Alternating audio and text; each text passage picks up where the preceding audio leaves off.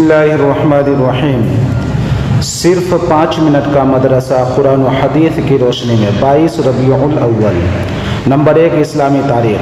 حضور پاک صلی اللہ علیہ وسلم کی آمد کی بشارت۔ حضور صلی اللہ علیہ وسلم سے پہلے جتنے انبیاء کرام گزرے ہیں، ہر ایک نے اپنی قوم کو آخری نبی حضرت محمد صلی اللہ علیہ وسلم کی آمد کی خبر دی ہے، اور آپ صلی اللہ علیہ وسلم کی مختلف نشانیاں بتا کر آپ صلی اللہ علیہ وسلم پر ایمان لانے کا عہد لیا ہے۔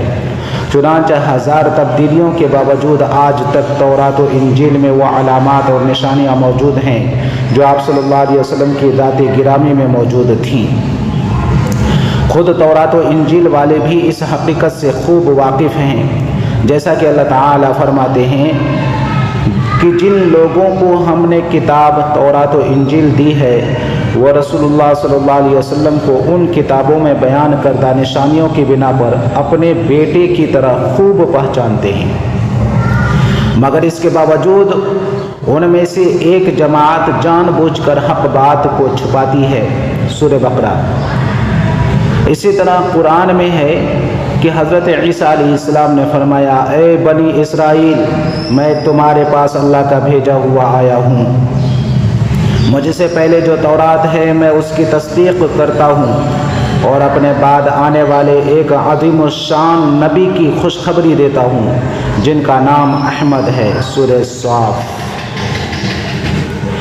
ایک مرتبہ خود حضور صلی اللہ علیہ وسلم نے فرمایا، میں اپنے باپ حضرت ابراہیم علیہ السلام کی دعا اور حضرت عیسیٰ علیہ السلام کی بشارت ہوں۔ بہقی فی دلائل النبوہ۔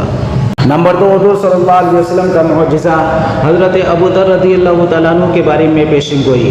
ایک مرتبہ آپ صلی اللہ علیہ وسلم نے فرمایا، اللہ تعالیٰ ابو ذر پر رحم فرمائے، وہ تنہا ہی رہتے ہیں، تنہا ہی مریں گے اور تنہا ہی اٹھائے جائیں گے، چنانچہ وہ مقام ربضہ میں اکیلے جا کر رہے، وہیں تنہائی کی زندگی گزاری اور وہیں وفات پائی۔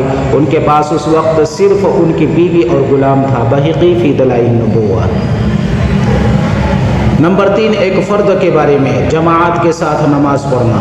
رسول اللہ صلی اللہ علیہ وسلم نے فرمایا، مردوں کو جماعت چھوڑنے سے رک جانا چاہیے، ورنہ میں ان کے گھروں میں آگ لگوا دوں گا۔ ابن ماجہ۔ نوٹ: جماعت چھوڑنے والوں کے لیے حدیثوں میں بہت سخت وعید بیان کی گئی ہیں، اس لیے تمام مسلمان مردوں پر جماعت کا اہتمام کرنا بہت ضروری ہے۔ نمبر 4 ایک سنت کے بارے میں، مغفرت اور طلب رحمت کی دعا۔ مغفرت اور طلب رحمت کے لیے اس دعا کا اہتمام کرنا چاہیے۔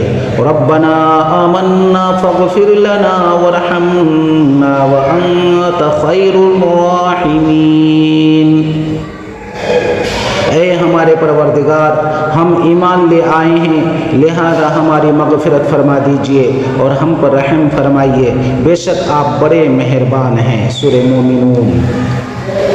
نمبر 5 ایک اہم عمل کی فضیلت، والدین کے لیے دعا کرنا۔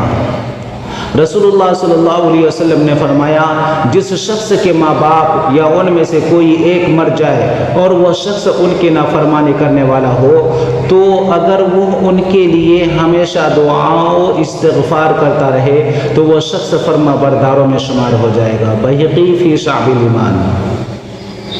نمبر 6 گناہ کے بارے میں، نقصان کے بعد کی آسانیوں پر اترانا۔ قرآن میں اللہ تعالیٰ فرماتا ہے، جب ہم لوگوں کو نقصان پہنچانے کے بعد اپنی رحمت کا مزہ چکھاتے ہیں تو وہ ہماری ان نشانیوں کے بارے میں بھی شرارت کرنے لگتے ہیں، یعنی موجودہ آسانیوں میں پڑھ کر گزری ہوئی مصیبتوں کو جھٹلاتے ہیں اور مذاق اڑاتے ہیں، جبکہ انہیں ان نشانیوں سے عبرت حاصل کرنی چاہیے۔ سورہ یونس۔ نمبر 7 دنیا کے بارے میں، آخرت کی کامیابی دنیا سے بہتر ہے۔ قرآن میں اللہ تعالیٰ فرماتا ہے، تم لوگوں کو جو کچھ دیا گیا ہے وہ صرف دنیاوی زندگی میں برتنے کا سامان ہے، اور جو کچھ اجر و ثواب اللہ کے پاس ہے وہ اس دنیا سے کہیں زیادہ بہتر اور باقی رہنے والا ہے۔ سورہ شورى۔ नंबर 8 आखिरत के बारे में, जन्नत और जहन्नम का एक एक कतरा। रसूलुल्लाह सल्लल्लाहु अलैहि वसल्लम ने फरमाया, अगर जन्नत का एक कतरा तुम्हारी इस दुनिया में तुम्हारे पास आ जाए तो सारी दुनिया को मीठा कर दे, और अगर जहन्नम का एक कतरा तुम्हारी दुनिया में आ जाए तो सारी दुनिया को तुम्हारे लिए कड़वा कर दे। तरगीब व तरहीब।